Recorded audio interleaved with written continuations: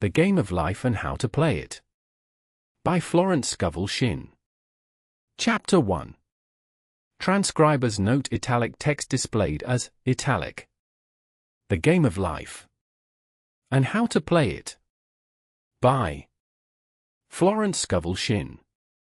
Divorce and Company, P.O. Box 550, Marina del Rey, California, 90294.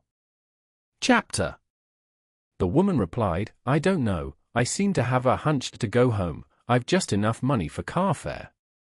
Her home was in a distant city, and was one of lack and limitation, and the reasoning mind, or intellect, would have said, "Stay in New York and get work and make some money." I replied, "Then go home, never violate a hunch." I spoke the following words for her: "Infinite Spirit, open the way for great abundance for." She is an irresistible magnet for all that belongs to her by divine right. I told her to repeat it continually also. She left for home immediately. In calling on a woman one day, she linked up with an old friend of her family. Through this friend, she received thousands of dollars in a most miraculous way. She has said to me often, "Tell people about the woman who came to you with $8 and a hunch." There is always plenty on man's pathway, but it can only be brought into manifestation through desire, faith, or the spoken word. Jesus Christ brought out clearly that man must make the first move. Ask, and it shall be given you; seek, and ye shall find; knock, and it shall be opened unto you. Matt. 7:7. In the Scriptures we read, "Concerning the works of my hands, command ye me." Infinite intelligence, God, is ever ready to carry out man's smallest or greatest demands. Every desire, uttered or unexpressed, is a demand. We are often startled by having a wish suddenly fulfilled. For example, one Easter, having seen many beautiful rose trees in the florist's windows, I wished I would receive one, and for an instant saw it mentally being carried in the door. Easter came, and with it a beautiful rose tree. I thanked my friend the following day, and told her it was just what I had wanted. She replied, "I didn't send you a rose tree, I sent you lilies." The man had mixed the order, and sent me a rose tree simply because I had started the law in action, and I had to have a rose tree. Nothing stands between man and his highest ideals and every desire of his heart, but doubt and fear. When man can wish without worrying, every desire will be instantly fulfilled. I will explain more fully in a following chapter the scientific reason for this and how fear must be erased from the consciousness. It is man's only enemy: fear of lack, fear of failure, fear of sickness, fear of loss, and a feeling of insecurity on some plane. Jesus Christ said, "Why are ye fearful, O ye of little faith?" Matt. 8:26. So we can see we must substitute faith for fear is only inverted faith, it is faith in evil instead of good. The object of the game of life is to see clearly one's good and to obliterate all mental pictures of evil. This must be done by impressing the subconscious mind with a realization of good. A very brilliant man, who has attained great success, told me he had suddenly erased all fear from his consciousness by reading a sign which hung in a room. He saw printed, in large letters, this statement: "Why worry, it will probably never happen." These words were stamped indelibly upon his subconscious mind, and he has now a firm conviction that only good can come into his life, therefore only good can manifest. In the following chapter 1 will deal with the different methods of impressing the subconscious mind. It is man's faithful servant, but one must be careful to give it the right orders. Man has ever a silent listener at his side, his subconscious mind. Every thought, every word is impressed upon it and carried out in amazing detail. It is like a singer making a record on the sensitive disc of the phonographic plate. Every note and tone of the singer's voice is registered. If he coughs or hesitates, it is registered also. So let us break all the old bad records in the subconscious mind, the records of our lives which we do not wish to keep, and make new and beautiful ones. Speak these words aloud, with power and conviction: "I now smash and demolish, by my spoken word, every untrue record in my subconscious mind.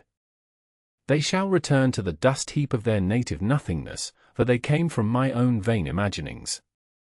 I now make my perfect records through the Christ within, the records of health, wealth, love and perfect self-expression. This is the square of life, the game completed. In the following chapters, I will show how man can change his conditions by changing his words. Any man who does not know the power of the word is behind the times. Death and life are in the power of the tongue. Proverbs 18 verse 21. The law of prosperity. Yea, the Almighty shall be thy defense, and thou shalt have plenty of silver. One of the greatest messages given to the race through the scriptures is that God is man's supply and that man can release, through his spoken word, all that belongs to him by divine right. He must, however, have perfect faith in his spoken word. Isaiah said, My word shall not return unto me void, but shall accomplish that whereunto it is sent. We know now that words and thoughts are a tremendous vibratory force, ever molding man's body and affairs. A woman came to me in great distress and said she was to be sued on the 15th of the month for $3,000. She knew no way of getting the money and was in despair. I told her God was her supply, and that there is a supply for every demand. So I spoke the word. I gave thanks that the woman would receive $3,000 at the right time in the right way. I told her she must have perfect faith, and act her perfect faith. The 15th came but no money had materialized. She called me on the phone and asked what she was to do. I replied, It is Saturday, so they won't sue you today. Your part is to act rich, thereby showing perfect faith that you will receive it by Monday. She asked me to lunch with her to keep up her courage. When I joined her at a restaurant, I said, This is no time to economize. Order an expensive luncheon, act as if you have already received the $3,000. All things whatsoever ye ask in prayer, believing, ye shall receive. You must act as if you had already received. The next morning she called me on the phone and asked me to stay with her during the day. I said no, you are divinely protected and God is never too late. In the evening she phoned again, greatly excited, and said, My dear, a miracle has happened. I was sitting in my room this morning when the doorbell rang. I said to the maid, Don't let anyone in. The maid, however, looked out the window and said, It's your cousin with the long white beard. So I said, Call him back. I would like to see him. He was just turning the corner when he heard the maid's voice, and he came back. He talked for about an hour, and just as he was leaving he said, Oh, by the way, how are finances? I told him I needed the money, and he said, Why, my dear, I will give you $3,000 the first of the month. I didn't like to tell him I was going to be sued. What shall I do? I won't receive it till the first of the month, and I must have it tomorrow. I said, I'll keep on treating. I said, Spirit is never too late. I give thanks she has received the money on the invisible plane and that it manifests on time. The next morning her cousin called her up and said, Come to my office this morning and I will give you the money. That afternoon, she had $3,000 to her credit in the bank, and wrote checks as rapidly as her excitement would permit. If one asks for success and prepares for failure, he will get the situation he has prepared for. For example, a man came to me asking me to speak the word that a certain debt would be wiped out. I found he spent his time planning what he would say to the man when he did not pay his bill, thereby neutralizing my words. He should have seen himself paying the debt. We have a wonderful illustration of this in the Bible, relating to the 3 kings who were in the desert, without water for their men and horses. They consulted the prophet Elisha, who gave them this astonishing message. Thus saith the Lord, Ye shall not see wind, neither shall ye see rain, yet make this valley full of ditches.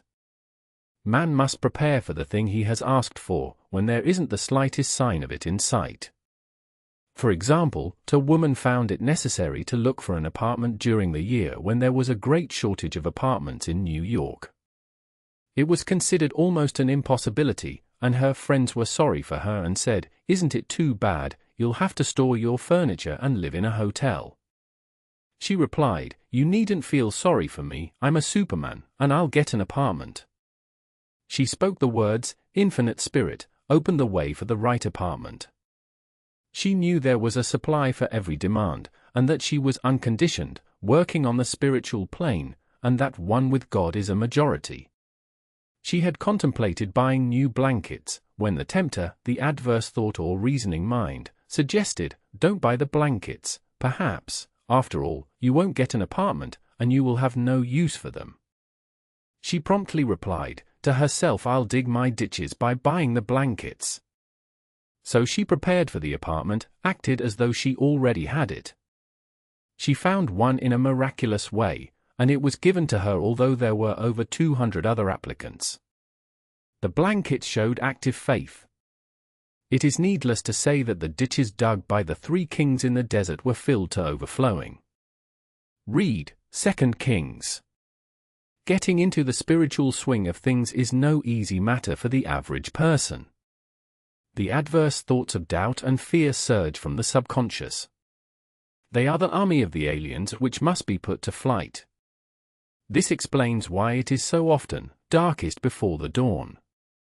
A big demonstration is usually preceded by tormenting thoughts. Having made a statement of high spiritual truth, one challenges the old beliefs in the subconscious, and error is exposed to be put out. This is the time when one must make his affirmations of truth repeatedly, and rejoice and give thanks that he has already received. Before ye call, I shall answer. This means that every good and perfect gift is already man's, awaiting his recognition. Man can only receive what he sees himself receiving. The children of Israel were told that they could have all the land they could see. This is true of every man. He has only the land within his own mental vision. Every great work, every big accomplishment, has been brought into manifestation through holding to the vision, and often just before the big achievement, comes apparent failure and discouragement. The children of Israel, when they reached the promised land, were afraid to go in, for they said it was filled with giants who made them feel like grasshoppers. And there we saw the giants, and we were in our own sight as grasshoppers. This is almost every man's experience. /1, the one who knows spiritual law, is undisturbed by appearance, and rejoices while he is yet in captivity. That is, he holds to his vision and gives thanks that the end is accomplished, he has received. Jesus Christ gave a wonderful example of this. He said to his disciples, "Say not ye, there are yet 4 months, and then cometh the harvest. Behold, I say unto you, lift up your eyes and look on the fields, for they are ripe already to harvest." His clear vision pierced the world of matter, and he saw clearly the 4th-dimensional world, things, as they really are, perfect and complete in divine mind. So man must ever hold the vision of his journey's end and demand the manifestation of that which he has already received. It may be his perfect health, love, supply, self-expression, home or friends. They are all finished and perfect ideas registered in divine mind, man's own superconscious mind, and must come through him, not to him. For example, a man came to me asking for treatments for success. It was imperative that he raise, within a certain time, $50,000 for his business. The time limit was almost up when he came to me in despair. No one wanted to invest in his enterprise, and the bank had flatly refused a loan. I replied, "I suppose you lost your temper while at the bank, therefore your power. You can control any situation if you first control yourself. Go back to the bank," I added, "and I will treat." My treatment was, "You are identified in love with the spirit of everyone connected with the bank. Let the divine idea come out of this situation." He replied, "Woman, you are talking about an impossibility. Tomorrow is Saturday, the bank closes at 12, and my train won't get me there until 10, and the time limit is up tomorrow, and anyway they won't do it. It's too late. I replied, God doesn't need any time and is never too late. With him all things are possible. I added, I don't know anything about business, but I know all about God.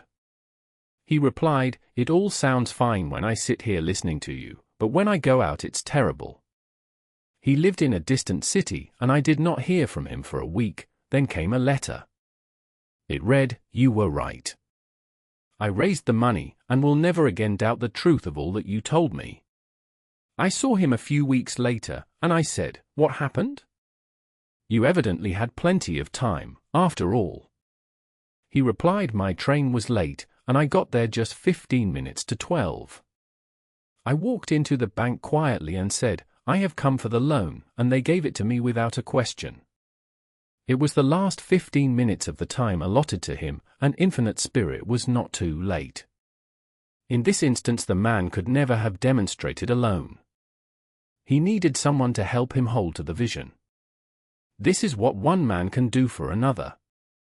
Jesus Christ knew the truth of this when he said, if two of you shall agree on earth as touching anything that they shall ask, it shall be done for them of my Father which is in heaven. One gets too close to his own affairs, and becomes doubtful and fearful.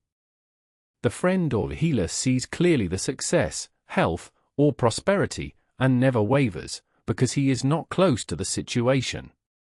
It is much easier to demonstrate for someone else than for oneself, so a person should not hesitate to ask for help if he feels himself wavering. A keen observer of life once said, no man can fail if some one person sees him successful. Such is the power of the vision, and many a great man has owed his success to a wife, or sister, or a friend who believed in him and held without wavering to the perfect pattern. The power of the word. By thy words thou shalt be justified, and by thy words thou shalt be condemned. A person knowing the power of the word becomes very careful of his conversation. He has only to watch the reaction of his words to know that they do not return void. Through his spoken word, man is continually making laws for himself. I knew a man who said, I always miss a car. It invariably pulls out just as I arrive. His daughter said, I always catch a car. It's sure to come just as I get there. This occurred for years. Each had made a separate law for himself, one of failure, one of success. This is the psychology of superstitions. The horseshoe or rabbit's foot contains no power, but man's spoken word and belief that it will bring him good luck creates expectancy in the subconscious mind, and attracts a lucky situation. I find, however, this will not work when man has advanced spiritually and knows a higher law. One cannot turn back, and must put away graven images. For example, two men in my class had had great success in business for several months, when suddenly everything went to smash. We tried to analyze the situation, and I found, instead of making their affirmations and looking to God for success and prosperity, they had each bought a lucky monkey. I said, oh, I see, you have been trusting in the lucky monkeys instead of God. Put away the lucky monkeys and call on the law of forgiveness, for man has power to forgive or neutralize his mistakes. They decided to throw the lucky monkeys down a coal hole, and all went well again. This does not mean, however, that one should throw away every lucky ornament or horseshoe about the house, but he must recognize that the power back of it is the one and only power, God, and that the object simply gives him a feeling of expectancy. I was with a friend, one day, who was in deep despair. In crossing the street, she picked up a horseshoe. Immediately, she was filled with joy and hope. She said God had sent her the horseshoe in order to keep up her courage. It was indeed, at that moment, about the only thing that could have registered in her consciousness. Her hope became faith, and she ultimately made a wonderful demonstration. I wish to make the point clear that the men previously mentioned were depending on the monkeys alone, while this woman recognized the power back of the horseshoe. I know, in my own case, it took a long while to get out of a belief that a certain thing brought disappointment. If the thing happened, disappointment invariably followed. I found the only way I could make a change in the subconscious was by asserting, there are not two powers, there is only one power, God, therefore, there are no disappointments, and this thing means a happy surprise. I noticed a change at once, and happy surprises commenced coming my way. I have a friend who said nothing could induce her to walk under a ladder. I said, if you are afraid, you are giving into a belief in two powers, good and evil, instead of one. As God is absolute, there can be no opposing power, unless man makes the false of evil for himself. To show you believe in only one power, God, and that there is no power or reality in evil, walk under the next ladder you see. Soon after, she went to her bank. She wished to open her box in the safe deposit vault, and there stood a ladder on her pathway. It was impossible to reach the box without passing under the ladder. She quailed with fear and turned back. She could not face the lion on her pathway, /1. When she reached the street, my words rang in her ears and she decided to return and walk under it. It was a big moment in her life, for ladders had held her in bondage for years. She retraced her steps to the vault, and the ladder was no longer there. This so often happens. If one is willing to do a thing he is afraid to do, he does not have to. It is the law of non-resistance, which is so little understood. Someone has said that courage contains genius and magic. Face a situation fearlessly, and there is no situation to face, it falls away of its own weight. The explanation is that fear attracted the ladder on the woman's pathway, and fearlessness removed it. Thus the invisible forces are ever working for man who is always pulling the strings himself, though he does not know it. Owing to the vibratory power of words, whatever man voices, he begins to attract. People who continually speak of disease invariably attract it. After man knows the truth, he cannot be too careful of his words. For example, I have a friend who often says on the phone, "Do come to see me and have a fine old-fashioned chat." This old-fashioned chat means an hour of about 500 to 1,000 destructive words, the principal topics being loss, lack, failure, and sickness. I reply, "No, I thank you, I've had enough old-fashioned chats in my life, they are too expensive, but I will be glad to have a new-fashioned chat, and talk about what we want, not what we don't want." There is an old saying that man only dares use his words for three purposes: to heal, bless, or prosper. What man says of others will be said of him, and what he wishes for another, he is wishing for himself. Curses, like chickens, come home to roost. If a man wishes someone bad luck, he is sure to attract bad luck himself. If he wishes to aid someone to success, he is wishing and aiding himself to success. The body may be renewed and transformed through the spoken word and clear vision, and disease be completely wiped out of the consciousness. The metaphysician knows that all disease has a mental correspondence, and in order to heal the body one must first heal the soul. The soul is the subconscious mind, and it must be saved from wrong thinking. In the 23rd Psalm, we read, "He restoreth my soul." This means that the subconscious mind or soul must be restored with the right ideas, and the mystical marriage is the marriage of the soul and the spirit, or the subconscious and superconscious mind. They must be one. When the subconscious is flooded with the perfect ideas of the superconscious, God and man are one. I and the Father are one. That is, he is one with the realm of perfect ideas, he is the man made in God's likeness and image, imagination, and is given power and dominion over all created things, his mind, body, and affairs. It is safe to say that all sickness and unhappiness come from the violation of the law of love. A new commandment I give unto you, love one another, and in the game of life, love or goodwill takes every trick. For example, a woman I know had, for years, an appearance of a terrible skin disease. The doctors told her it was incurable, and she was in despair. She was on the stage, and she feared she would soon have to give up her profession, and she had no other means of support.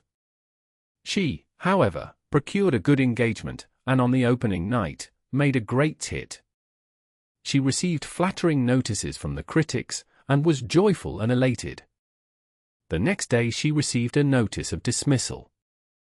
A man in the cast had been jealous of her success and had caused her to be sent away. She felt hatred and resentment taking complete possession of her, and she cried out, "Oh God, don't let me hate that man." That night she worked for hours in the silence.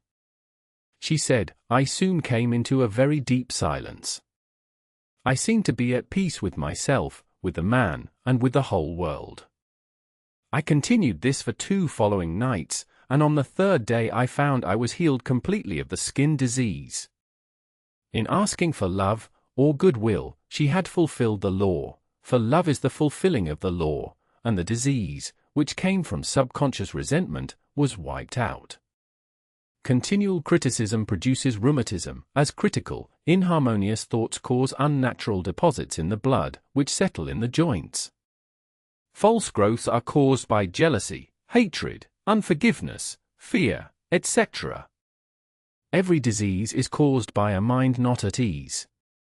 I said once, in my class, there is no use asking anyone, "What's the matter with you?" We might just as well say, "Who's the matter with you?" Unforgiveness is the most prolific cause of disease.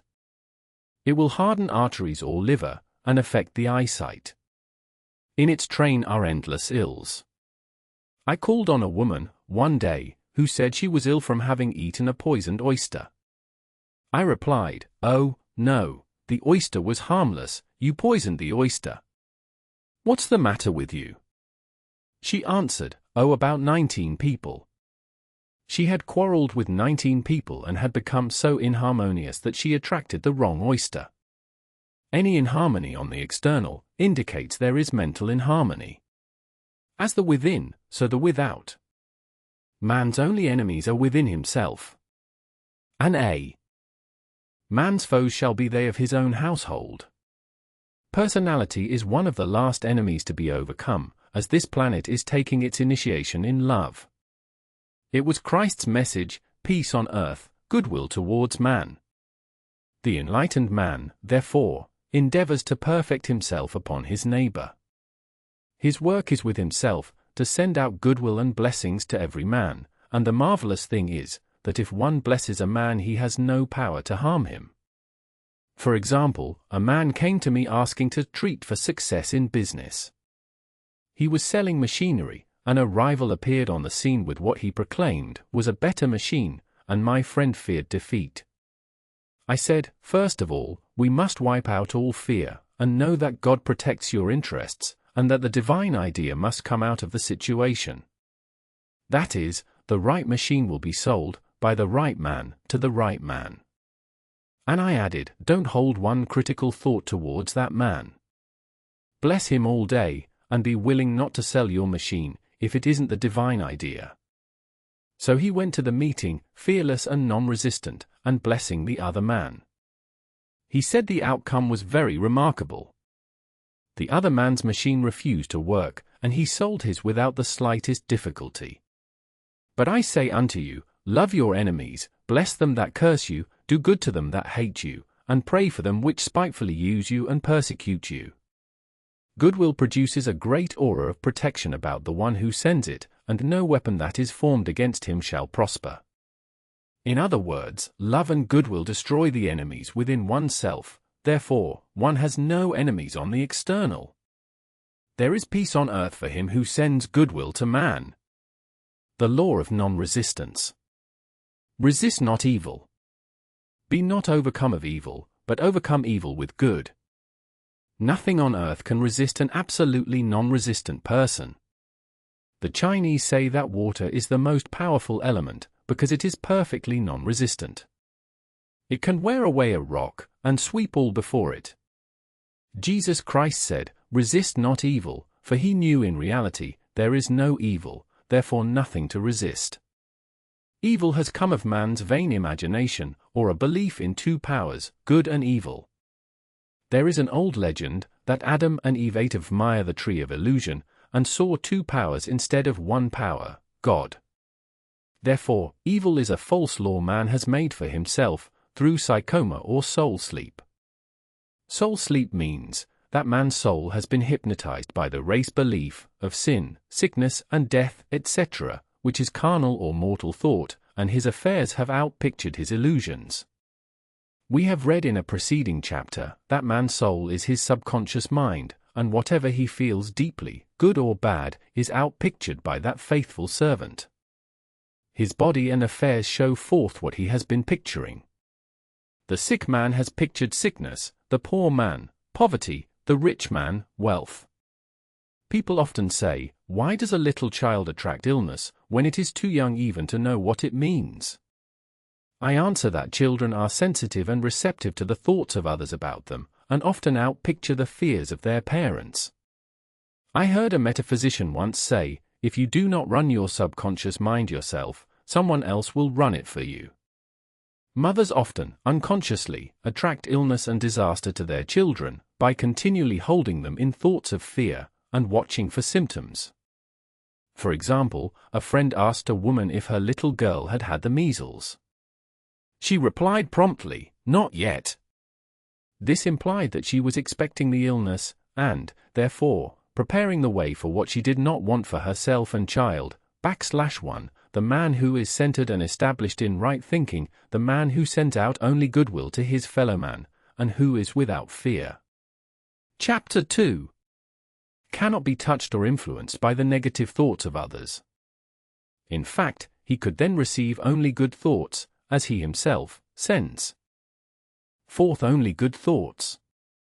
Resistance is hell, for it places man in a state of torment. A metaphysician once gave me a wonderful recipe for taking every trick in the game of life. It is the acme of non-resistance. He gave it in this way: at one time in my life, I baptized children, and of course, they had many names. Now I no longer baptize children, but I baptize events, but I give every event the same name. If I have a failure, I baptize it success, in the name of the Father, and of the Son, and of the Holy Ghost. In this, we see the great law of transmutation, founded on non-resistance. Through his spoken word, every failure was transmuted into success. For example, a woman who required money, and who knew the spiritual law of opulence, was thrown continually in a business way with a man who made her feel very poor. He talked lack and limitation, and she commenced to catch his poverty thoughts, so she disliked him and blamed him for her failure. She knew in order to demonstrate her supply, she must first feel that she had received. A feeling of opulence must precede its manifestation. It dawned upon her, one day, that she was resisting the situation, and seeing two powers instead of one. So she blessed the man and baptized the situation success. She affirmed, as there is only one power, God, this man is here for my good and my prosperity, just what he did not seem to be there for. Soon after that she met, through this man, a woman who gave her for a service rendered several $1,000s, and the man moved to a distant city and faded harmoniously from her life. Make the statement, every man is a golden link in the chain of my good, for all men are God in manifestation, awaiting the opportunity given by man, himself, to serve the divine plan of his life. Bless your enemy, and you rob him of his ammunition. His arrows will be transmuted into blessings. This law is true of nations as well as individuals. Bless a nation, send love and goodwill to every inhabitant, and it is robbed of its power to harm. Man can only get the right idea of non-resistance through spiritual understanding. My students have often said, I don't want to be a doormat. I reply, when you use non-resistance with wisdom, no one will ever be able to walk over you. Another example, one day I was impatiently awaiting an important telephone call. I resisted every call that came in and made no outgoing calls myself, reasoning that it might interfere with the one I was awaiting. Instead of saying, divine ideas never conflict, the call will come at the right time, leaving it to infinite intelligence to arrange, I commenced to manage things myself. I made the battle mine, not God's, and remained tense and anxious. The bell did not ring for about an hour, and I glanced at the phone and found the receiver had been off that length of time, and that the phone was disconnected. My anxiety, fear, and belief in interference had brought on a total eclipse of the telephone. Realizing what I had done, I commenced blessing the situation at once. I baptized it success, and affirmed, I cannot lose any call that belongs to me by divine right. I am under grace, and not under law. A friend rushed out to the nearest telephone to notify the company to reconnect. She entered a crowded grocery, but the proprietor left his customers and attended to the call himself. My phone was connected at once, and 2 minutes later, I received a very important call, and about an hour afterward, the one I had been awaiting. One ship's coming over a calm sea. So long as man resists a situation, he will have it with him. If he runs away from it, it will run after him. For example, I repeated this to a woman one day, and she replied, "How true that is." I was unhappy at home. I disliked my mother, who was critical and domineering, so I ran away and was married, but I married my mother, for my husband was exactly like my mother, and I had the same situation to face again. Agree with thine adversary quickly. That means, agree that the adverse situation is good, be undisturbed by it, and it falls away of its own weight.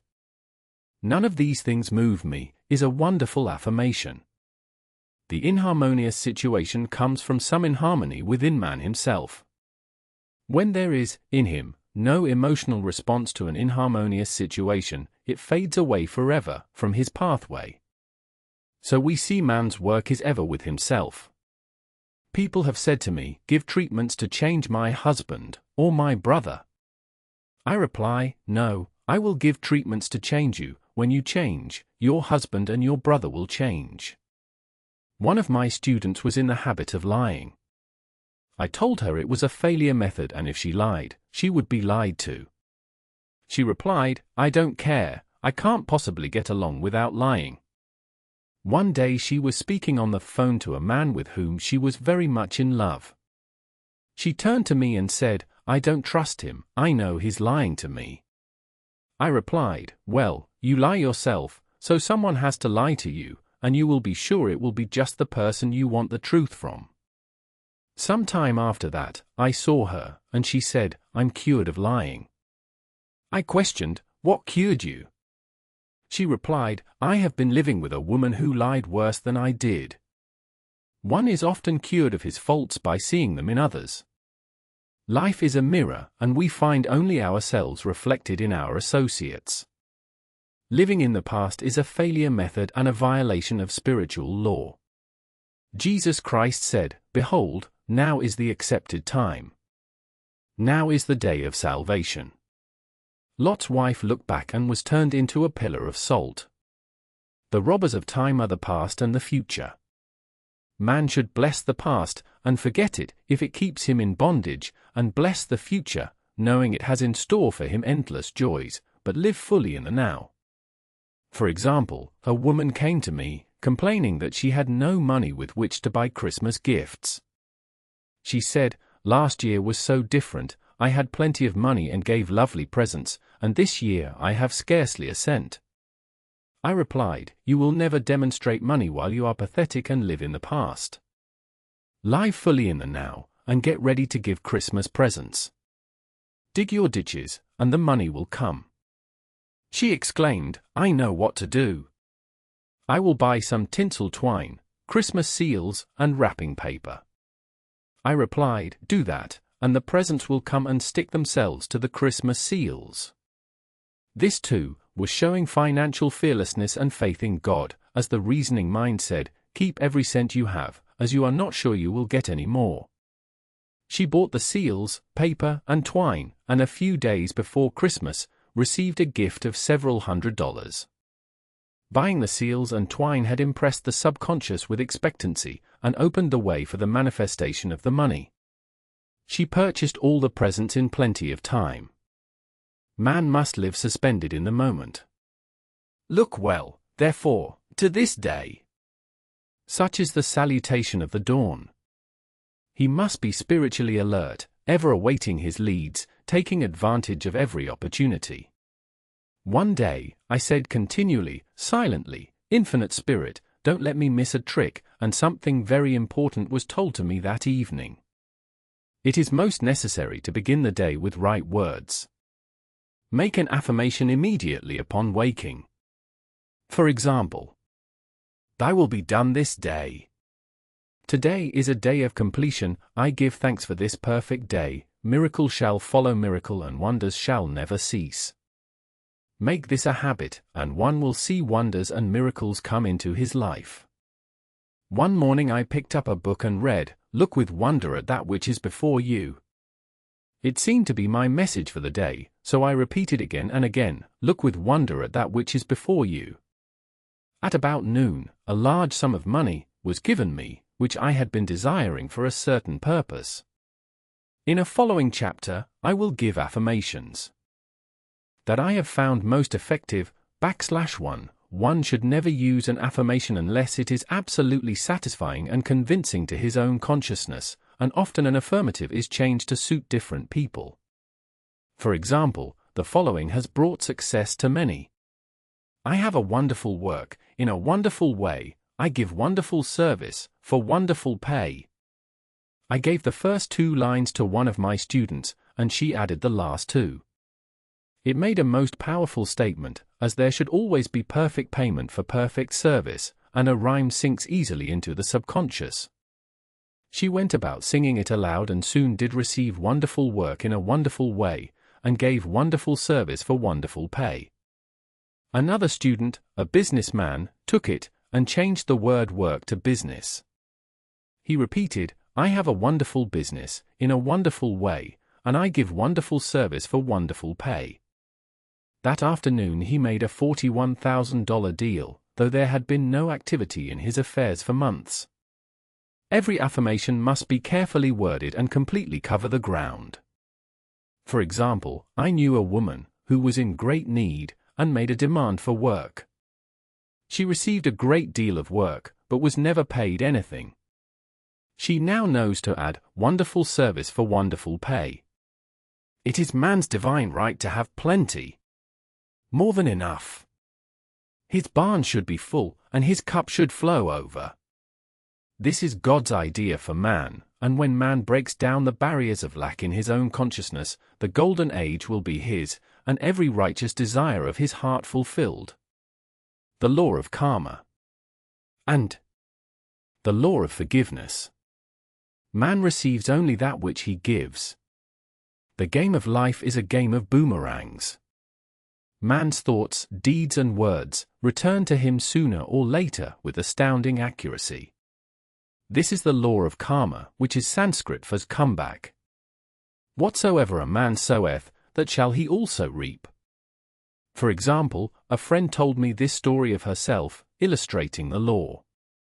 She said, "I make all my karma on my aunt. Whatever I say to her, someone says to me. I am often irritable at home, and one day, said to my aunt, who was talking to me during dinner, 'No more talk, I wish to eat in peace.' The following day, I was lunching with a woman with whom I wished to make a great impression. I was talking animatedly, when she said, 'No more talk, I wish to eat in peace.'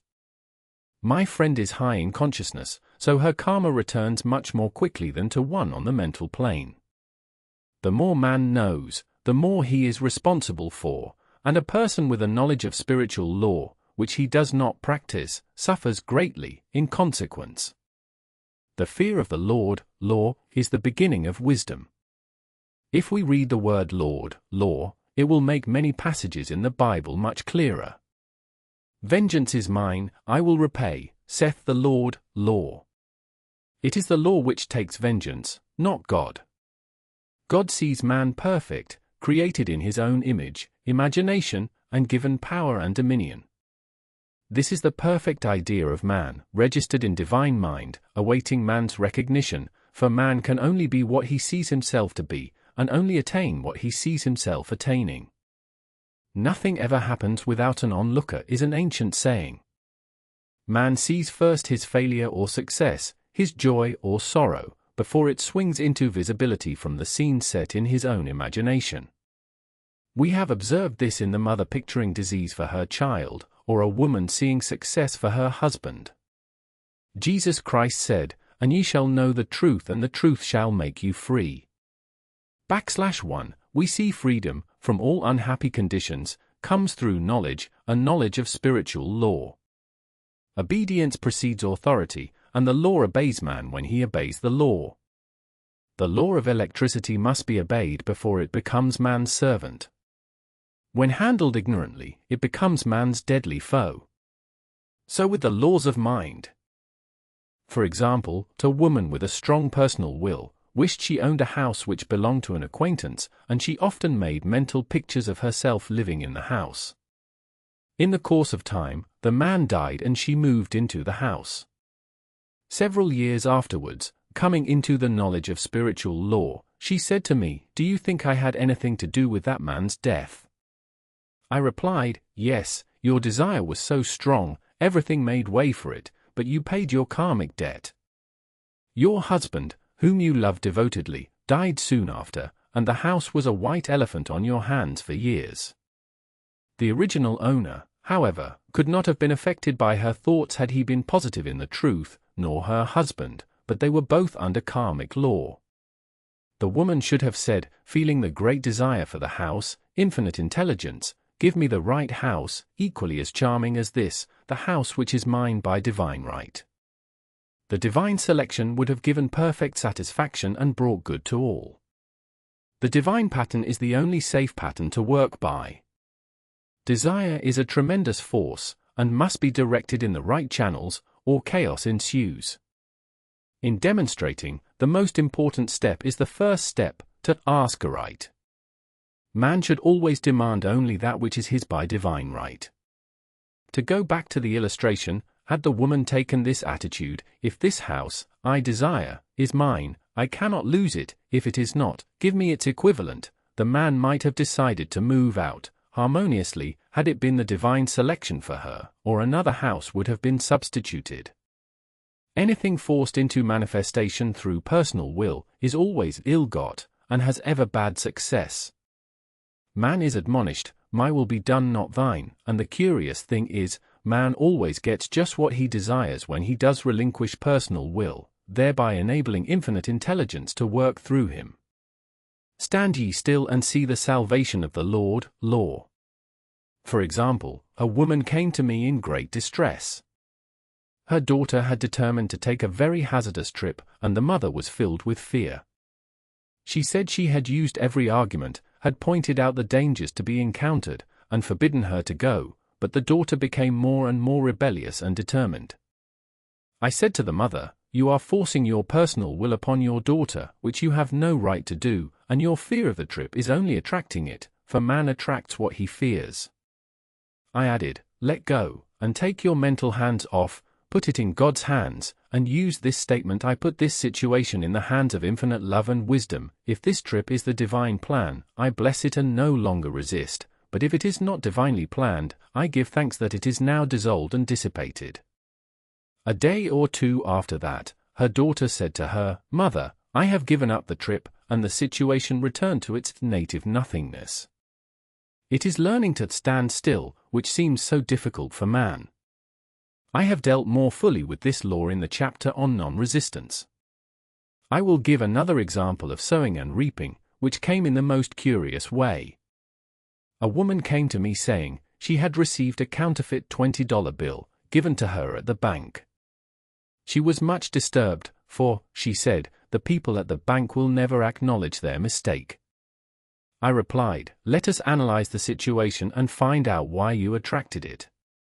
She thought a few moments and exclaimed, "I know it, I sent a friend a lot of stage money, just for a joke." So the law had sent her some stage money, for it doesn't know anything about jokes. I said, "Now we will call on the law of forgiveness, and neutralize the situation. Christianity is founded upon the law of forgiveness. Christ has redeemed us from the curse of the karmic law, and the Christ within each man is his redeemer and salvation from all inharmonious conditions." So I said, "Infinite Spirit, we call on the law of forgiveness and give thanks that she is under grace and not under law, and cannot lose this $20 which is hers by divine right. Now," I said, "go back to the bank and tell them, fearlessly, that it was given you, there by mistake." She obeyed, and to her surprise, they apologized and gave her another bill, treating her most courteously. So knowledge of the law gives man power to rub out his mistakes. Man cannot force the external to be what he is not. If he desires riches, he must be rich first in consciousness. For example, a woman came to me asking treatment for prosperity. She did not take much interest in her household affairs, and her home was in great disorder. I said to her, "If you wish to be rich, you must be orderly. All men with great wealth are orderly, and order is heaven's first law." I added, "You will never become rich with a burnt match in the pink ocean." She had a good sense of humor and commenced immediately, putting her house in order. She rearranged furniture, straightened out bureau drawers, cleaned rugs, and soon made a big financial demonstration, a gift from a relative. The woman, herself, became made over, and keeps herself keyed up financially, by being ever watchful of the external and expecting prosperity, knowing God is her supply. Many people are in ignorance of the fact that gifts and things are investments, and that hoarding and saving invariably lead to loss. There is that scattereth and yet increaseth, and there is that withholdeth more than is meet, but it tendeth to poverty. For example, I knew a man who wanted to buy a fur-lined overcoat. He and his wife went to various shops, but there was none he wanted. He said they were all too cheap-looking. At last, he was shown one, the salesman said was valued at $1,000, but which the manager would sell him for $500, as it was late in the season. His financial possessions amounted to about $700. The reasoning mind would have said, "You can't afford to spend nearly all you have on a coat," but he was very intuitive and never reasoned. He turned to his wife and said, "If I get this coat, I'll make a ton of money." So his wife consented, weakly. About a month later, he received a $10,000 commission. The coat made him feel so rich, it linked him with success and prosperity. Without the coat, he would not have received the commission. It was an investment paying large dividends. If man ignores these leadings to spend or to give, the same amount of money will go in an uninteresting or unhappy way. For example, a woman told me, on Thanksgiving Day, she informed her family that they could not afford a Thanksgiving dinner. She had the money, but decided to save it. A few days later, someone entered her room and took from the bureau drawer the exact amount the dinner would have cost. The law always stands back of the man who spends fearlessly, with wisdom. For example, one of my students was shopping with her little nephew. The child clamored for a toy, which she told him she could not afford to buy. She realized suddenly that she was seeking lack, and not recognizing God as her supply. So she bought the toy, and on her way home, picked up, in the street, the exact amount of money she had paid for it. Man's supply is inexhaustible and unfailing when fully trusted, but faith or trust must precede the demonstration. According to your faith be it unto you. Faith is the substance of things hoped for, the evidence of things not seen, for faith holds the vision steady, and the adverse pictures are dissolved and dissipated, and in due season we shall reap, if we faint not. Jesus Christ brought the good news, the gospel, that there was a higher law than the law of karma, and that law transcends the law of karma. It is the law of grace, or forgiveness. It is the law which frees man from the law of cause and effect, the law of consequence.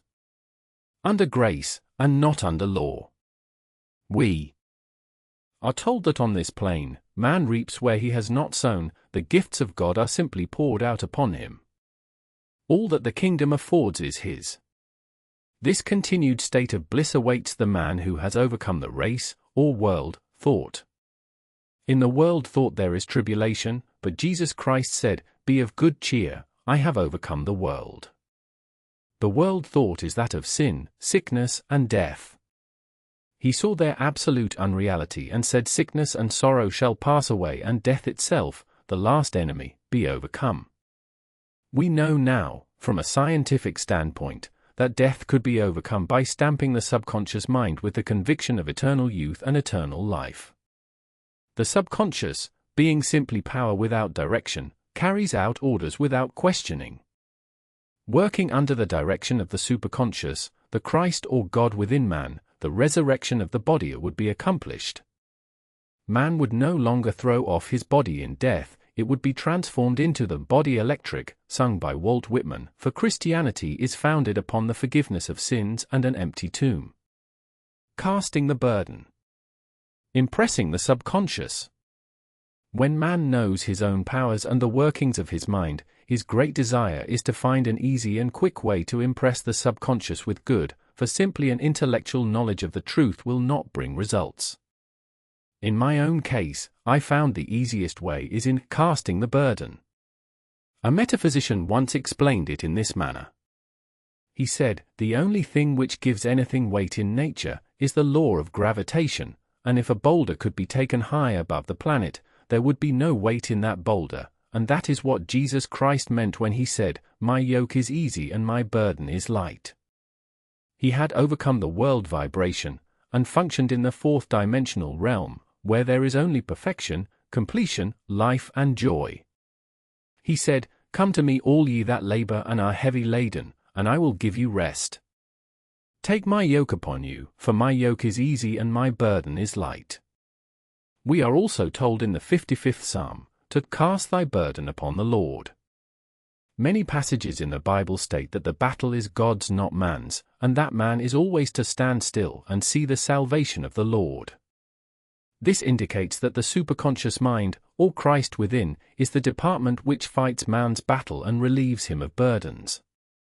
We see, therefore, that man violates law if he carries a burden, and a burden is an adverse thought or condition, and this thought or condition has its root in the subconscious. It seems almost impossible to make any headway directing the subconscious from the conscious, or reasoning mind, as the reasoning mind, the intellect, is limited in its conceptions, and filled with doubts and fears. How scientific it then is, to cast the burden upon the superconscious mind, or Christ within, where it is made light, or dissolved into its native nothingness. For example, a woman in urgent need of money, made light upon the Christ within, the superconscious, with the statement, "I cast this burden of lack on the Christ within, and I go free to have plenty." The belief in lack was her burden, and as she cast it upon the superconscious with its belief of plenty, an avalanche of supply was the result. We read, "The Christ in you the hope of glory." Another example, one of my students had been given a new piano, and there was no room in her studio for it until she had moved out the old one. She was in a state of perplexity. She wanted to keep the old piano, but knew of no place to send it. She became desperate, as the new piano was to be sent immediately, in fact, was on its way, with no place to put it. She said it came to her to repeat, "I cast this burden on the Christ within, and I go free." A few moments later, her phone rang, and a woman friend asked if she might rent her old piano, and it was moved out, a few minutes before the new one arrived. I knew a woman, whose burden was resentment. She said, "I cast this burden of resentment on the Christ within, and I go free, to be loving, harmonious and happy." The almighty superconscious flooded the subconscious with love, and her whole life was changed. For years, resentment had held her in a state of torment and imprisoned her soul, the subconscious mind. The statement should be made over and over and over, sometimes for hours at a time, silently or audibly, with quietness but determination. I have often compared it to winding up a Victrola. We must wind ourselves up with spoken words. I have noticed, in casting the burden, after a little while, one seems to see clearly. It is impossible to have clear vision while in the throes of carnal mind. Doubts and fear poison the mind, and body and imagination runs riot, attracting disaster and disease. In steadily repeating the affirmation, "I cast this burden on the Christ within, and go free," the vision clears, and with it a feeling of relief, and sooner or later comes the manifestation of good, be it health, happiness or supply. One of my students once asked me to explain the darkness before the dawn. I referred in a preceding chapter to the fact that often, before the big demonstration, everything seems to go wrong, and deep depression clouds the consciousness. It means that out of the subconscious are rising the doubts and fears of the ages. These old derelicts of the subconscious rise to the surface, to be put out. It is then that man should clap his cymbals, like Jehoshaphat, and give thanks that he is saved, even though he seems surrounded by the enemy, the situation of lack or disease. The student continued, "How long must one remain in the dark?" And I replied, "Until one can see in the dark, and casting the burden enables one to see in the dark." In order to impress the subconscious, active faith is always essential. Faith without works is dead. In these chapters 1 have endeavored to bring out this point. Jesus Christ showed active faith when he commanded the multitude to sit down on the ground, before he gave thanks for the loaves and the fishes. I will give another example showing how necessary this step is. In fact, active faith is the bridge over which man passes to his promised land. Through misunderstanding, a woman had been separated from her husband, whom she loved deeply. He refused all offers of reconciliation and would not communicate with her in any way. Coming into the knowledge of spiritual law, she denied the appearance of separation. She made this statement, "There is no separation in divine mind, therefore, I cannot be separated from the love and companionship which are mine by divine right." She showed active faith by arranging a place for him at the table every day, thereby impressing the subconscious with a picture of his return. Over a year passed, but she never wavered, and one day he walked in. The subconscious is often impressed through music. Music has a fourth-dimensional quality and releases the soul from imprisonment. It makes wonderful things seem possible, and easy of accomplishment. I have a friend who uses her Victrola daily for this purpose. It puts her in perfect harmony and releases the imagination.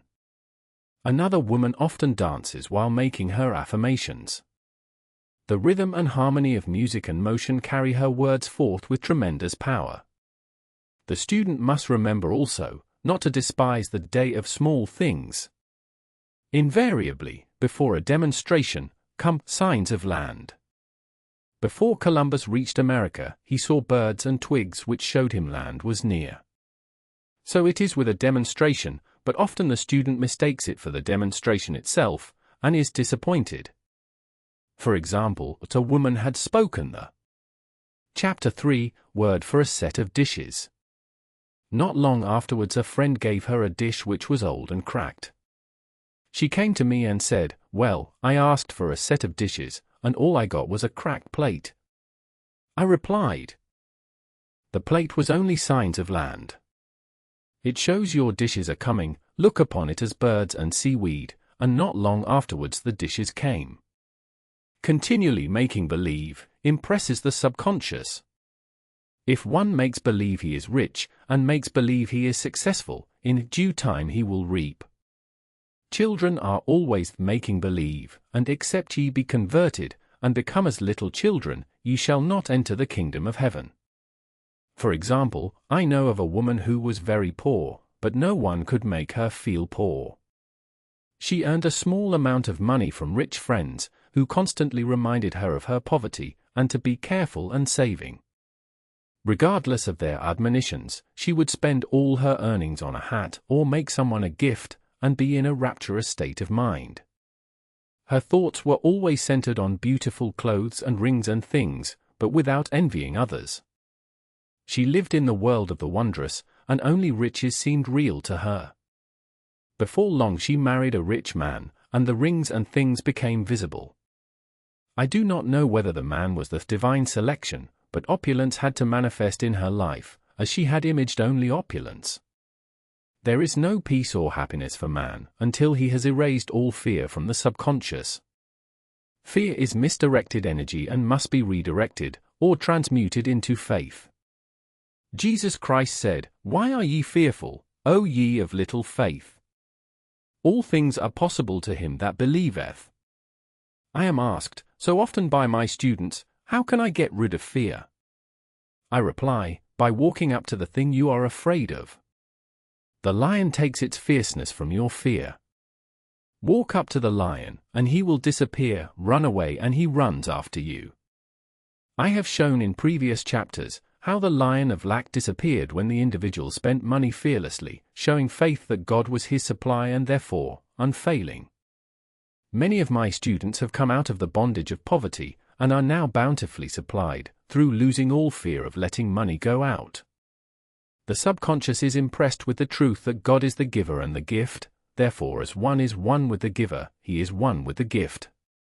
A splendid statement is, I now thank God the giver for God the gift. Man has so long separated himself from his good and his supply, through thoughts of separation and lack, that sometimes it takes dynamite to dislodge these false ideas from the subconscious, and the dynamite is a big situation. We see in the foregoing illustration how the individual was freed from his bondage by showing fearlessness. Man should watch himself hourly to detect if his motive for action is fear or faith. Choose ye this day whom we shall serve, fear or faith. Perhaps one's fear is of personality. Then do not avoid the people feared, be willing to meet them cheerfully, and they will either prove golden links in the chain of one's good, or disappear harmoniously from one's pathway. Perhaps one's fear is of disease or germs. Then one should be fearless and undisturbed in a germ-laden situation, and he would be immune. One can only contract germs while vibrating at the same rate as the germ, and fear drags men down to the level of the germ. Of course, the disease-laden germ is the product of carnal mind, as all thought must objectify. Germs do not exist in the superconscious or divine mind, therefore are the product of man's vain imagination. In the twinkling of an eye, man's release will come when he realizes there is no power in evil. The material world will fade away, and the fourth-dimensional world, the world of the wondrous, will swing into manifestation. And I saw a new heaven, and a new earth, and there shall be no more death, neither sorrow nor crying, neither shall there be any more pain, for the former things are passed away. Love. Every man on this planet is taking his initiation in love. A new commandment I give unto you, that ye love one another.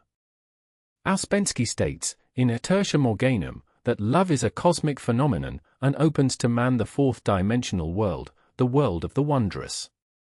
Real love is selfless and free from fear.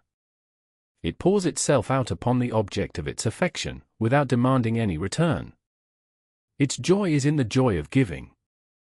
Love is God in manifestation, and the strongest magnetic force in the universe. Pure, unselfish love draws to itself its own, it does not need to seek or demand.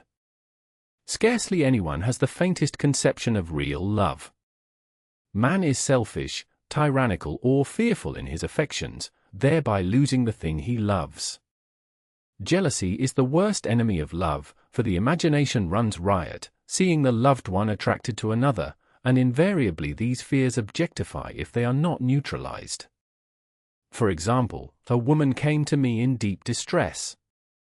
The man she loved had left her for other women, and said he never intended to marry her.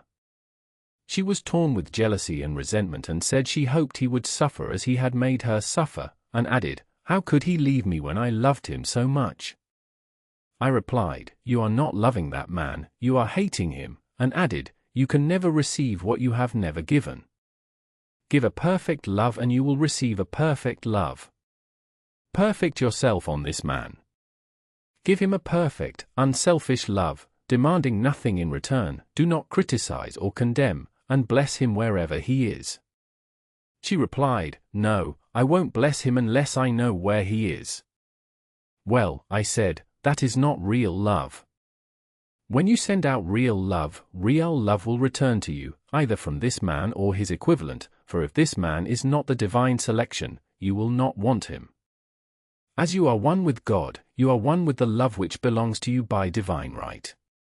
Several months passed, and matters remained about the same, but she was working conscientiously with herself. I said, when you are no longer disturbed by his cruelty, he will cease to be cruel, as you are attracting it through your own emotions.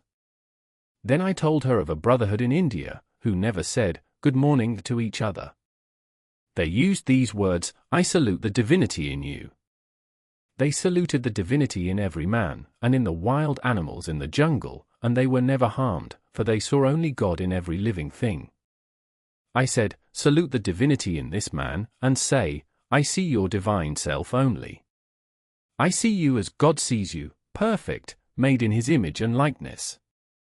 She found she was becoming more poised, and gradually losing her resentment. He was a captain, and she always called him the capital. One day, she said, suddenly, "God bless the cap wherever he is." I replied, "Now, that is real love, and when you have become a complete circle, and are no longer disturbed by the situation, you will have his love, or attract its equivalent."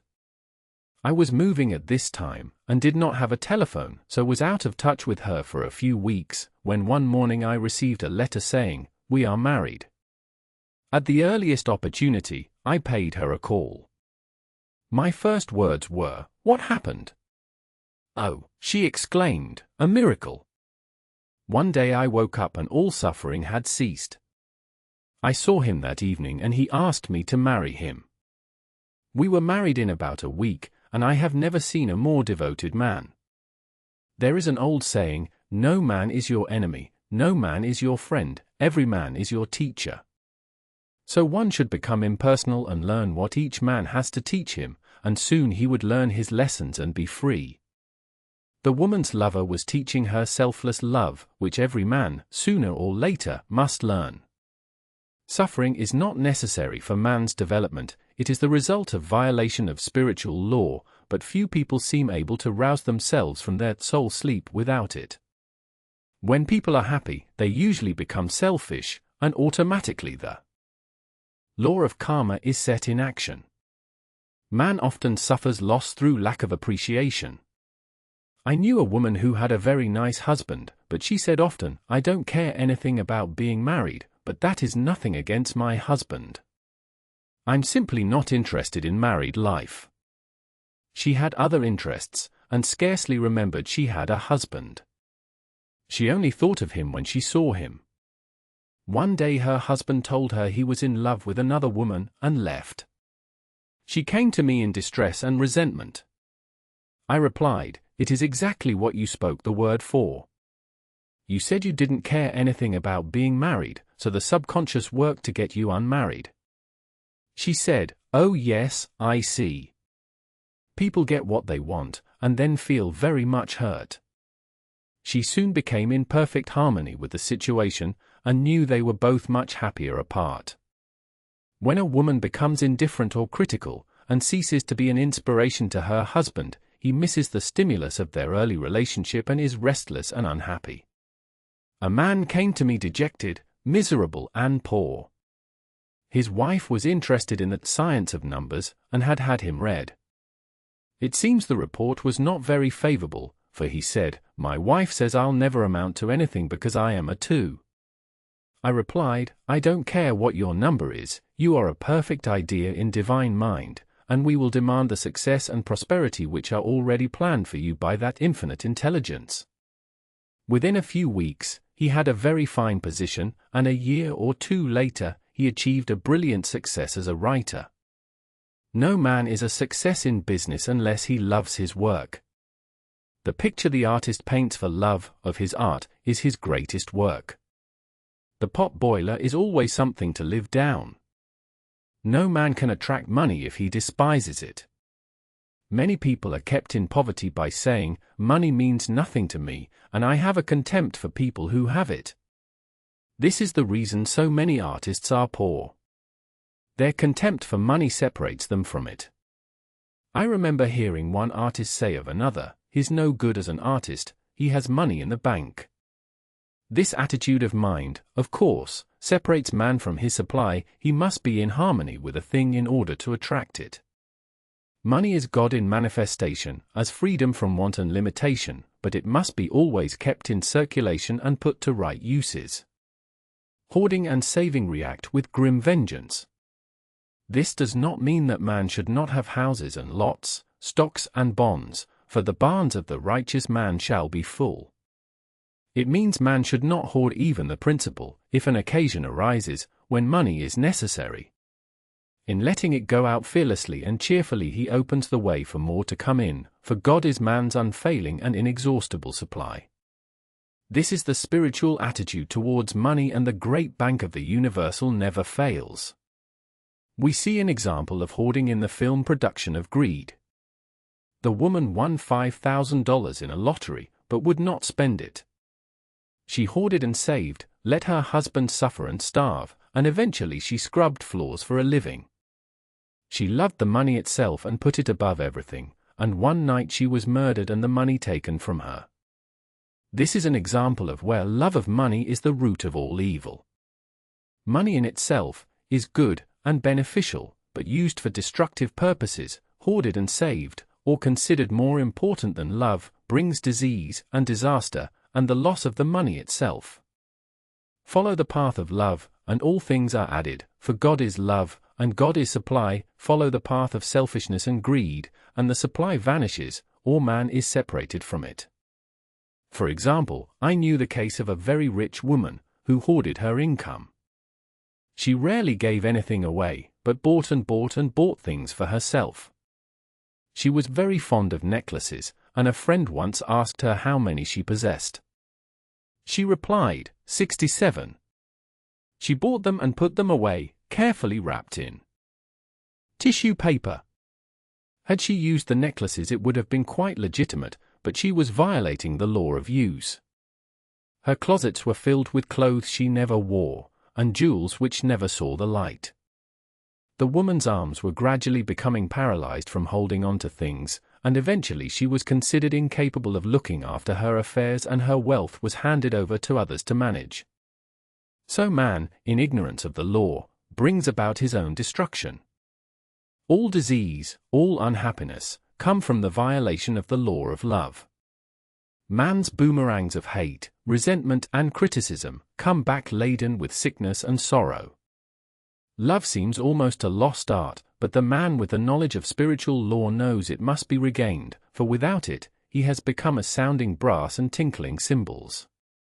For example, I had a student who came to me, month after month, to clean her consciousness of resentment. After a while, she arrived at the point where she resented only one woman, but that one woman kept her busy.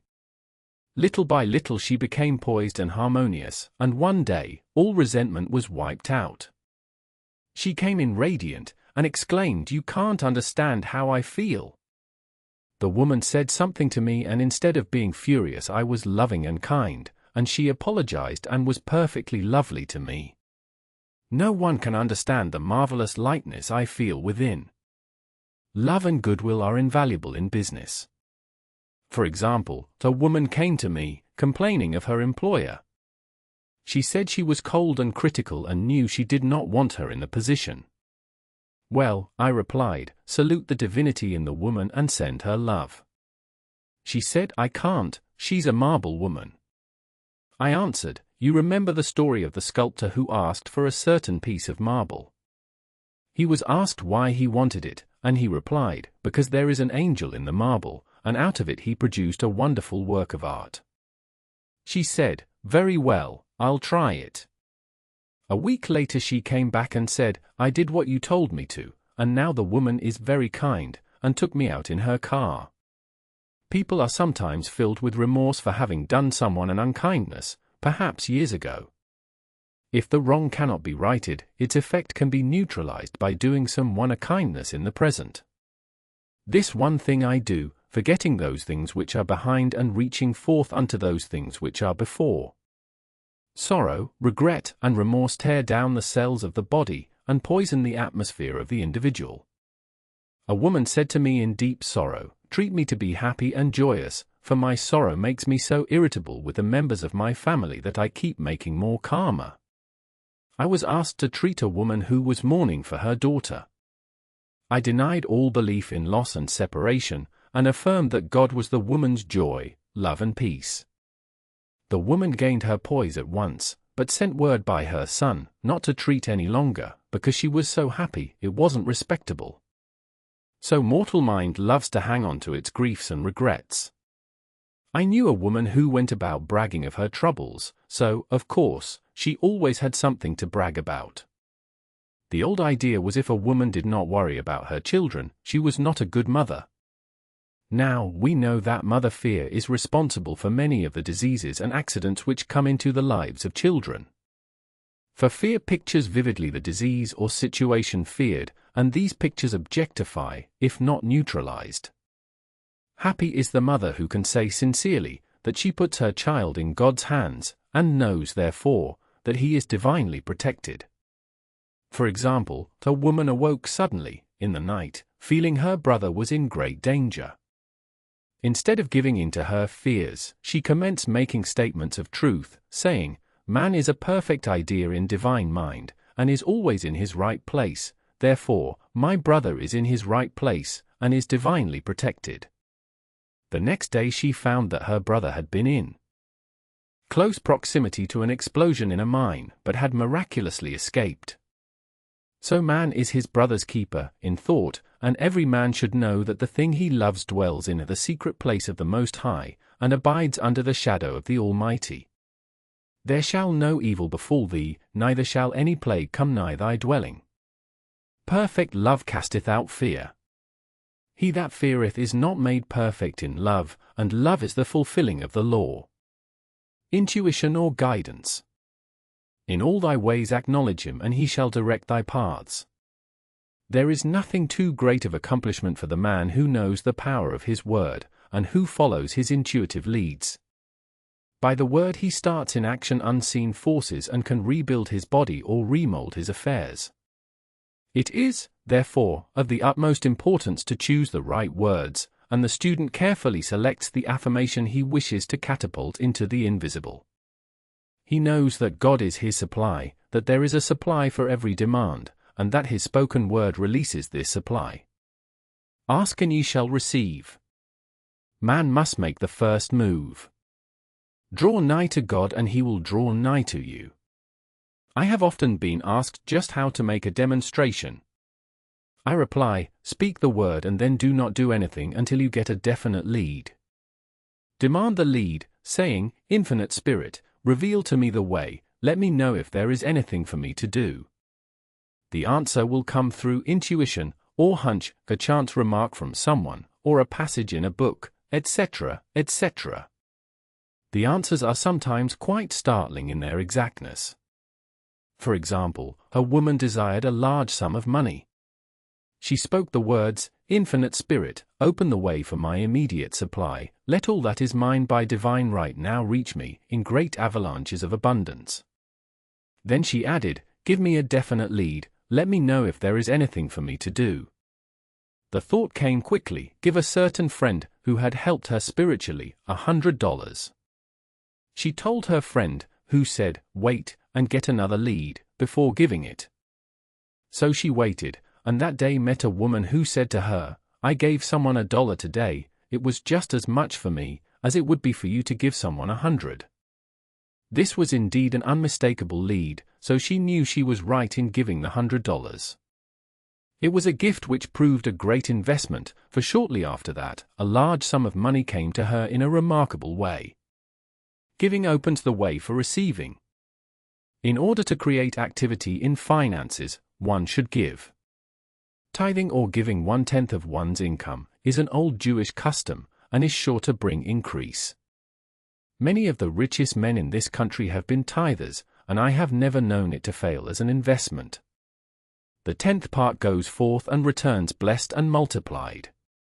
But the gift or tithe must be given with love and cheerfulness, for God loveth a cheerful giver. Bills should be paid cheerfully, all money should be sent forth fearlessly and with a blessing. This attitude of mind makes man master of money. It is his to obey, and his spoken word then opens vast reservoirs of wealth. Man, himself, limits his supply by his limited vision. Sometimes the student has a great realization of wealth, but is afraid to act. The vision and action must go hand in hand, as in the case of the man who bought the fur-lined overcoat. A woman came to me asking me to speak the word for a position. So I demanded, Infinite Spirit, open the way for this woman's right position. Never ask for just a position, ask for the right position, the place already planned in divine mind, as it is the only one that will give satisfaction. I then gave thanks that she had already received, and that it would manifest quickly. Very soon, she had 3 positions offered her, 2 in New York and 1 in Palm Beach, and she did not know which to choose. I said, ask for a definite lead. The time was almost up and was still undecided, when one day, she telephoned, when I woke up this morning, I could smell Palm Beach. She had been there before and knew its balmy fragrance. I replied, well, if you can smell Palm Beach from here, it is certainly your lead. She accepted the position, and it proved a great success. Often one's lead comes at an unexpected time. One day, I was walking down the street when I suddenly felt a strong urge to go to a certain bakery, a block or 2 away. The reasoning mind resisted, arguing, there is nothing there that you want. /1, I had learned not to reason, so I went to the bakery, looked at everything, and there was certainly nothing there that I wanted, but coming out I encountered a woman I had thought of often, and who was in great need of the help which I could give her. So often, one goes for one thing and finds another. Intuition is a spiritual faculty and does not explain, but simply points the way. A person often receives a lead during a treatment. The idea that comes may seem quite irrelevant, but some of God's leadings are mysterious. In the class, one day, I was treating that each individual would receive a definite lead. A woman came to me afterwards, and said, while you were treating, I got the hunch to take my furniture out of storage and get an apartment. The woman had come to be treated for health. I told her I knew in getting a home of her own, her health would improve, and I added, I believe your trouble, which is a congestion, has come from having things stored away. Congestion of things causes congestion in the body. You have violated the law of use, and your body is paying the penalty. So I gave thanks that divine order was established in her mind, body, and affairs. People little dream of how their affairs react on the body. There is a mental correspondence for every disease. A person might receive instantaneous healing through the realization of his body being a perfect idea in divine mind, and, therefore, whole and perfect, but if he continues his destructive thinking, hoarding, hating, fearing, condemning, the disease will return. Jesus Christ knew that all sickness came from sin, but admonished the leper after the healing, to go and sin no more, lest a worse thing come upon him. So man's soul, or subconscious mind, must be washed whiter than snow, for permanent healing, and the metaphysician is always delving deep for the correspondence. Jesus Christ said, condemn not lest ye also be condemned. Judge not, lest ye be judged. Many people have attracted disease and unhappiness through condemnation of others. What man condemns in others, he attracts to himself. For example, a friend came to me in anger and distress, because her husband had deserted her for another woman. She condemned the other woman, and said continually, she knew he was a married man, and had no right to accept his attentions. I replied, stop condemning the woman, bless her, and be through with the situation, otherwise, you are attracting the same thing to yourself. She was deaf to my words, and a year or 2 later, became deeply interested in a married man, herself. Man picks up a live wire whenever he criticizes or condemns, and may expect a shock. Indecision is a stumbling block in many a pathway. In order to overcome it, make the statement, repeatedly, I am always under direct inspiration, I make right decisions, quickly.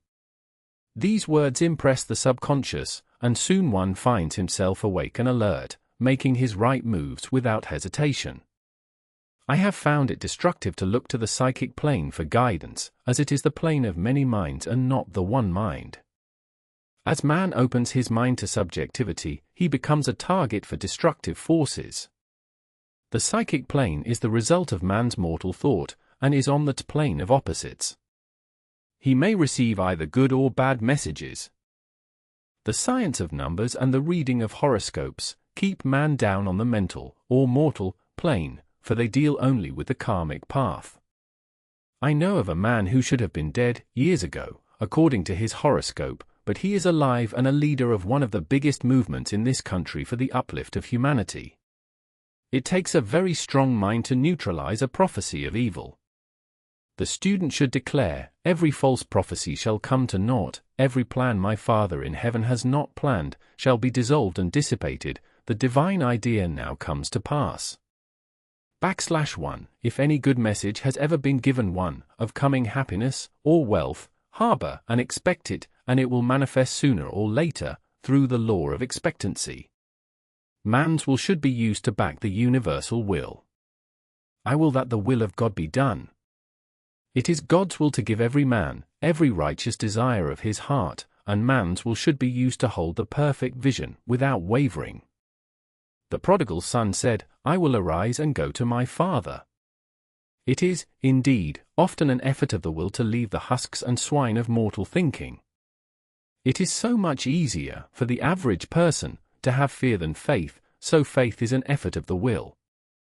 As man becomes spiritually awakened, he recognizes that any external inharmony is the correspondence of mental inharmony. If he stumbles or falls, he may know he is stumbling or falling in consciousness. One day, a student was walking along the street condemning someone in her thoughts. She was saying, mentally, that woman is the most disagreeable woman on earth, when suddenly 3 Boy Scouts rushed around the corner and almost knocked her over. She did not condemn the Boy Scouts, but immediately called on the law of forgiveness, and saluted the divinity in the woman. Wisdom's ways are ways of pleasantness, and all her paths are peace. When one has made his demands upon the universal, he must be ready for surprises. Everything may seem to be going wrong, when in reality, it is going right. For example, a woman was told that there was no loss in divine mind, therefore, she could not lose anything which belonged to her, anything lost would be returned, or she would receive its equivalent. Several years previously, she had lost $2,000. She had loaned the money to a relative during her lifetime, but the relative had died, leaving no mention of it in her will. The woman was resentful and angry, and as she had no written statement of the transaction, she never received the money, so she determined to deny the loss and collect the $2,000 from the Bank of the Universal. She had to begin by forgiving the woman, as resentment and unforgiveness closed the doors of this wonderful bank. She made this statement, I deny loss, there is no loss in divine mind, therefore, I cannot lose the $2,000, which belong to me by divine right. As one door shuts, another door opens. She was living in an apartment house which was for sale, and in the lease was a clause stating that if the house was sold, the tenants would be required to move out within 90 days. Suddenly, the landlord broke the leases and raised the rent. Again, injustice was on her pathway, but this time she was undisturbed. She blessed the landlord, and said, as the rent has been raised, it means that I'll be that much richer, for God is my supply. New leases were made out for the advance rent, but by some divine mistake, the 90 days clause had been forgotten. Soon after, the landlord had an opportunity to sell. Chapter 4. The House. On account of the mistake in the new leases, the tenants held possession for another year. The agent offered each tenant $200 if he would vacate. Several families moved, 3 remained, including the woman. A month or 2 passed, and the agent again appeared. This time he said to the woman, will you break your lease for the sum of $1,500? It flashed upon her, here comes the $2,000. She remembered having said to friends in the house, we will all act together if anything more is said about leaving. So her lead was to consult her friends. These friends said, well, if they have offered you $1,500 they will certainly give $2,000. So she received a check for $2,000 for giving up the apartment. It was certainly a remarkable working of the law, and the apparent injustice was merely opening the way for her demonstration. It proved that there is no loss, and when man takes his spiritual stand, he collects all that is his from this great reservoir of good. I will restore to you the years the locusts have eaten. The locusts are the doubts, fears, resentments, and regrets of mortal thinking. These adverse thoughts alone rob man, for no man gives to himself but himself, and no man takes away from himself but himself. Man is here to prove God and to bear witness to the truth, and he can only prove God by bringing plenty out of lack, and justice out of injustice. Prove me now herewith, saith the Lord of hosts, if I will not open you the windows of heaven, and pour out a blessing, that there shall not be room enough to receive it. Perfect self-expression. Or the divine design. No wind can drive my bark astray nor change the tide of destiny. There is for each man perfect self-expression. There is a place which he is to fill and no one else can fill, something which he is to do, which no one else can do. It is his destiny. This achievement is held, a perfect idea in divine mind, awaiting man's recognition. As the imaging faculty is the creative faculty, it is necessary for man to see the idea, before it can manifest. So man's highest demand is for the divine design of his life. He may not have the faintest conception of what it is, for there is, possibly, some marvelous talent, hidden deep within him. His demand should be, Infinite Spirit, open the way for the divine design of my life to manifest, let the genius within me now be released, let me see clearly the perfect plan. The perfect plan includes health, wealth, love and perfect self-expression. This is the square of life, which brings perfect happiness. When one has made this demand, he may find great changes taking place in his life, for nearly every man has wandered far from the divine design. I know, in one woman's case, it was as though a cyclone had struck her affairs, but readjustments came quickly, and new and wonderful conditions took the place of old ones. Perfect self-expression will never be labor, but of such absorbing interest that it will seem almost like play. The student knows, also, as man comes into the world financed by God, the supply needed for his perfect self-expression will be at hand. Many a genius has struggled for years with the problem of supply, when his spoken word, and faith, would have released quickly the necessary funds. For example, after the class, one day, a man came to me and handed me a cent. He said, I have just 7 cents in the world, and I'm going to give you one, for I have faith in the power of your spoken word. I want you to speak the word for my perfect self-expression and prosperity. I spoke the word, and did not see him again until a year later. He came in one day, successful and happy, with a roll of yellow bills in his pocket.